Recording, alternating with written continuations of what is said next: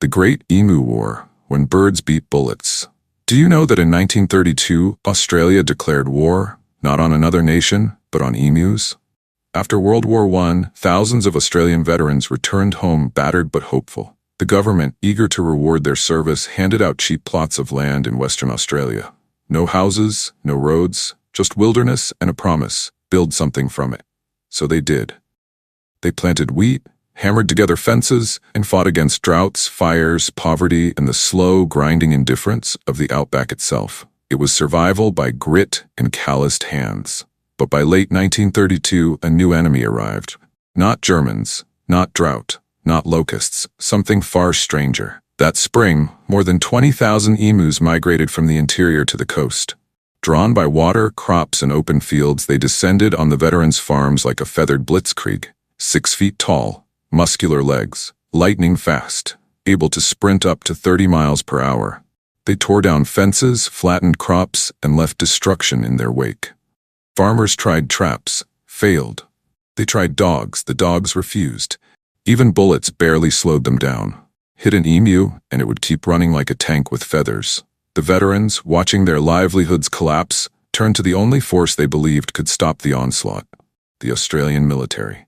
Facing national embarrassment and thousands of furious farmers, the government approved a solution: send in the army. Enter Sir George Pearce, Minister of Defense. Born in 1870, Pearce was a long-serving politician who had already steered Australia through World War I. He approved the deployment of soldiers from the 7th Heavy Battery of the Royal Australian Artillery. The plan sounded impressive: 2 Lewis machine guns, 10,000 rounds of ammunition, and fast, clean military precision. In reality, 3 men, 2 guns, and a truck that couldn't aim straight. In charge was Major G.P.W. Meredith, a no-nonsense veteran of the Great War. Born in the late 19th century, Meredith had seen real battlefields. Compared to artillery duels in France, birds seemed laughable. He didn't expect much resistance. Accompanying him were Sergeant S. McMurrah and Gunner J. O'Haran. Together, they launched what would become one of the most absurd military operations in history. On November 2, 1932, the first engagement began. 50 emus spotted. Guns loaded, soldiers ready. Within seconds, the machine gun jammed. The birds scattered. Most escaped unharmed. Days later, they tried again. This time, over 1,000 emus were in sight.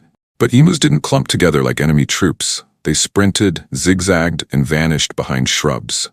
The soldiers couldn't keep up. Operation Emu was turning into a farce.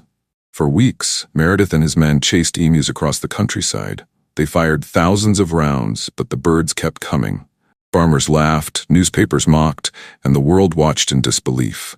The emus proved to be the ultimate guerrilla fighters: fast, unpredictable, and immune to humiliation. By December, the military withdrew. The emus had won. The army had come to wage war, but the birds were winning. What was supposed to be a quick campaign dragged on for weeks. And the emus? They weren't just surviving, they were adapting.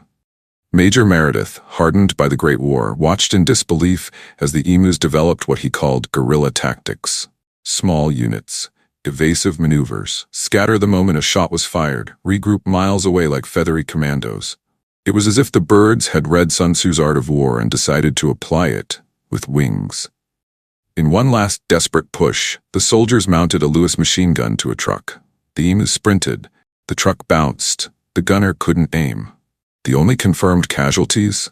Fence posts and the driver's dignity. The emus sprinted away, unharmed, leaving the soldiers humiliated. By mid-November, after thousands of rounds fired, the tally stood at emus, 1,000 dead. Ammo used, 9,860 rounds. Efficiency, 1 kill per 10 shots. Unofficially, hundreds of wounded birds vanished into the bush, only to return later like PTSD flashbacks. The press had a field day. Cartoonists mocked the military. Politicians scrambled. One headline blared, "Emus defy army, war declared a fiasco."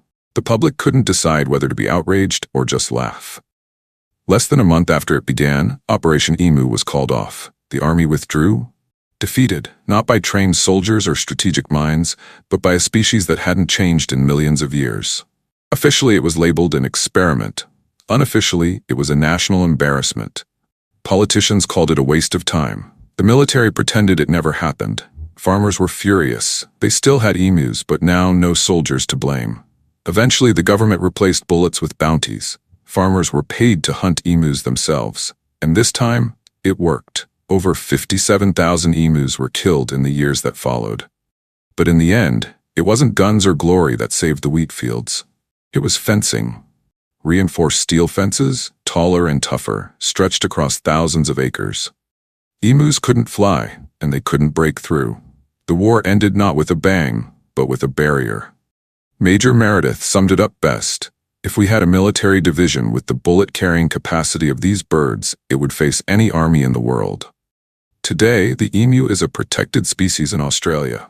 Once seen as a pest, it's now recognized as a vital part of the country's unique wildlife, a symbol of resilience, irony, and nature's stubborn refusal to bow to human plans. The Great Emu War wasn't just real.